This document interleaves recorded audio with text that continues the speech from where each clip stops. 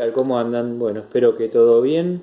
La clase pasada nos habíamos quedado con una visión final y general de lo que había sido la participación de Alicia Moró de Justo como socialista en tiempos muy difíciles, este, pero aparte con la construcción de un imaginario dentro de lo que era el Estado conservador, mediante el cual se empezaban a generar ciertos conflictos e incertidumbres, ¿no?, que van a llevar hacia 1912 a Sáenz Peña con la ley a imponer un voto universal, del cual ya reconocimos que no era tan universal tampoco, ¿no? Ya de por sí faltaba que voten las mujeres. Por eso habíamos hecho mención al mensaje de Alicia Moró de Justo como un mensaje tan importante de lo que había sido la lucha, ¿sí?, por el sufragio femenino durante muchísimo tiempo, que se va a instaurar con el peronismo, recién con el peronismo, ¿no? Saben ustedes que el Estado conservador va desde 1880 hasta 1916, y que habíamos analizado también la figura de las clases marginadas, de las clases subalternas, de las clases populares, en cuanto a lo que era la figura del Estado conservador, que intentaba homogeneizar a toda la nación, a como se pudiera, ¿no?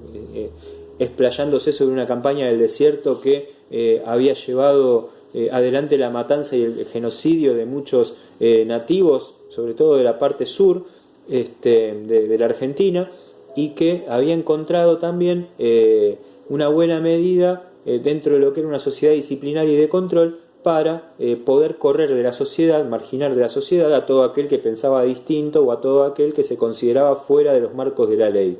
Que se consideraba, hago mención en este término, porque no es que a veces se valía la ley para defender a los más necesitados, sino que la ley a veces se valía para defender la concentración de poder, ¿sí? Algo que va a conllevar también a las sendas revoluciones que se van a realizar en todo lo que tiene que ver con el desarrollo del Estado en la Argentina. Creo yo haberles dejado un video sobre el Estado conservador, en este momento no lo recuerdo, pero en todo caso se los voy a dejar nuevamente, para que puedan repasar un poquito más todos estos conceptos ya desde la visualización de las imágenes, ¿sí? Y para que empiecen a entender un poco de qué forma estas clases populares van a depositar en el poder a un inesperado líder por parte de los conservadores, que es Hipólito Yrigoyen. Voy a leer una frase, ¿sí?, que es de Manuel Ugarte, que es un socialista que después viró un poquito su visión política, que dice lo siguiente: por educación, origen y disposición, Sudamérica es esencialmente europea. Esto es todo lo que venimos diciendo de nuestra mirada argentina hacia lo europeo. Sentimos una afinidad por España, nación a la que le debemos nuestra civilización, ¿sí? Sabemos lo que fue por lo que habíamos visto nosotros justamente en Historia de Segundo, cómo se dio esa civilización a través de un choque de culturas e imposición de una sociedad sobre otra, de manera violenta, ¿sí?, cuyo fuego llevamos en nuestra sangre. A esto se refiere más que nada a los inmigrantes, ¿sí?, que comenzaron a crear esta nación, la Argentina, y por eso habla de nuestra sangre también, ¿sí?, no la de sus verdaderos dueños. Por Francia, fuente y origen del pensamiento que nos anima. Por Alemania, que nos ofrece sus manufacturas, habla de las industrias.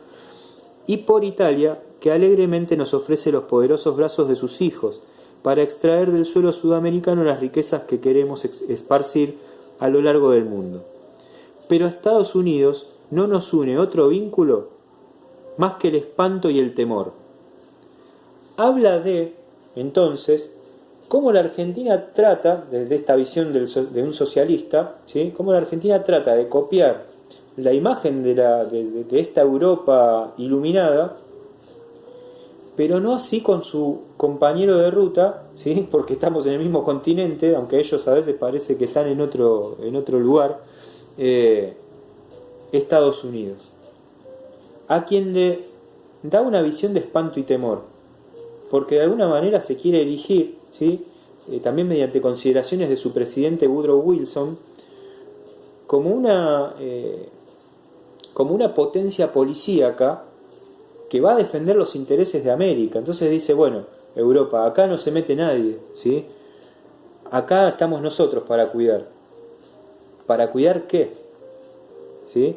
Entonces, claro, desde ese dominio policíaco y económico, Estados Unidos trata de imponer una visión economicista del asunto, tratando de generar una estructura de dependencia para los países latinoamericanos hacia su economía y mandato. ¿Sí? Entonces ahí ya tenemos dos fuertes miradas de un socialista, Ugarte, muy importante, que está mirando a Europa, pero también está mirando lo que pasa con el otro ojo en los Estados Unidos. Pero que no todos tenían esta visión, ¿eh?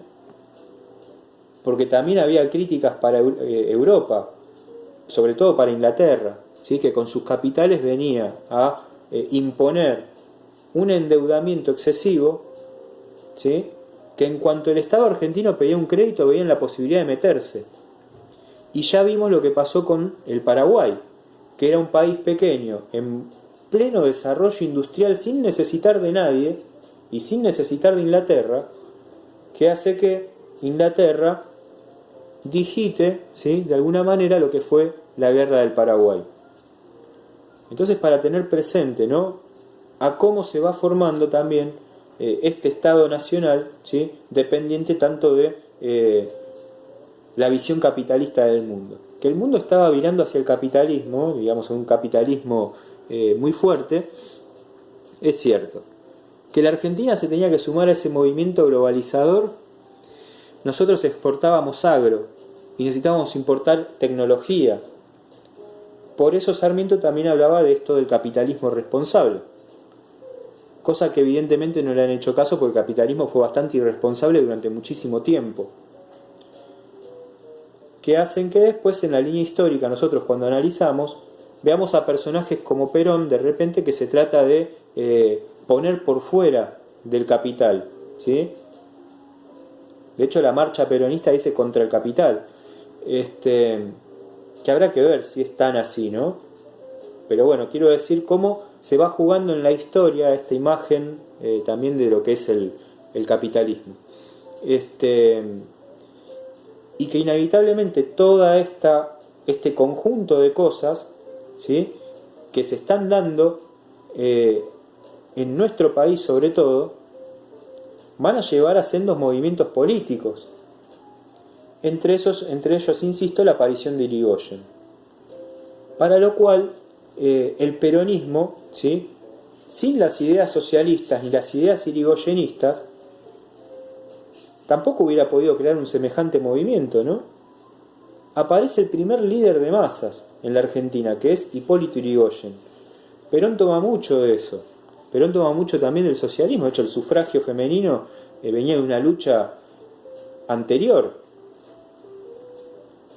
que también era una lucha de las sufragistas, por ejemplo, de Europa, ¿no? En Inglaterra se dio un movimiento de sufragistas mujeres recontra interesante. Creo que ahora que estoy haciendo mención de esto les voy a dejar una película a consideración para que puedan mirar. Entonces construir la Argentina con mirada europea, con mirada norteamericana, implicaba también tener una doble visión. Ugarte hace un análisis mucho más europeo, le debemos la civilización, dice, por ejemplo, una locura. Una locura pensando en cómo se dio esa civilización.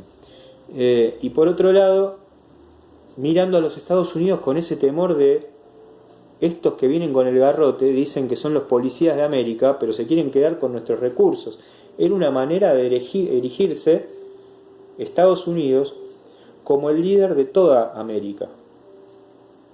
Pero acá estaban los recursos naturales, ¿sí? Bueno, después vamos a ver que en la línea de tiempo también de los presidentes que yo le dejé la otra vez, yo decía, bueno, vamos a hablar no de los nombres puntuales, pero sí del proceso del Estado conservador, donde había un unipartidismo del Partido Autonomista Nacional y una visión de un hombre, ¿sí?, que era Julio Roca. Entonces yo dejaba abierta la pregunta, ¿Roca, el rey de la Argentina? Seguimos analizando esa pregunta. Roca va a tener dos mandatos. Uno, ¿sí?, el que ya estuvimos charlando un poquito, y ahora se viene el segundo, ¿sí? Quiere decir que Roca fue reelegido por este sistema electoral de sufragio, ¿sí? Mediante el cual sigue erigiéndose como líder político. Y que después también va a tener su cuestionamiento social, su fuerte cuestionamiento social. Irigoyen, que había participado de una de las revoluciones más importantes que se van a dar en la Argentina, que fue por supuesto reprimida por el Estado Nacional, ¿sí? Por ese fuerte predominio y centralización del ejército, empieza a comenzar una vida política, ¿sí? Mucho más dialoguista, que es casi sin dar discursos. Irigoyen era un tipo que no hablaba, ¿sí? con los medios. Irigoyen era un tipo que se expresaba mediante su escritura, se expresaba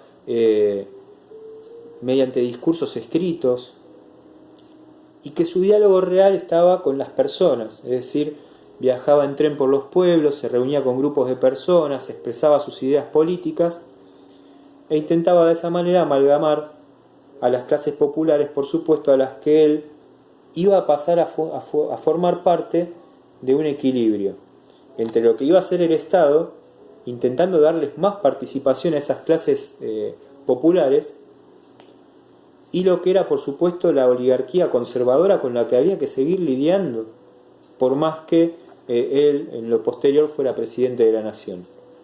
Entonces vamos a analizar un poquito estas figuras, estos discursos, ¿sí? Vamos a contraponerlos, ¿sí?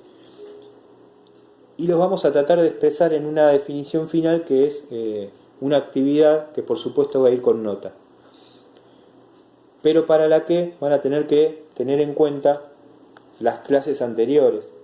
Por eso yo les vengo diciendo, vayan procesando las clases anteriores, pues yo veo que van ingresando pocos, y esto por supuesto lleva un resultado con análisis, reflexión y nota, ¿sí? Entonces, bueno, para que lo tengan presente, en un periodo de tiempo, ¿sí? En el cual el mundo va a estar por estallar, ¿sí?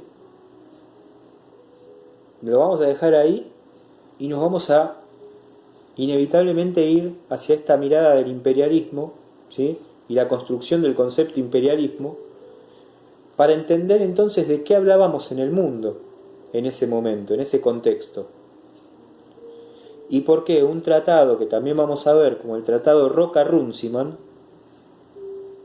que se va a dar en algún momento, conlleva tanto batifondo de las clases populares y del Congreso, no solo de las clases populares.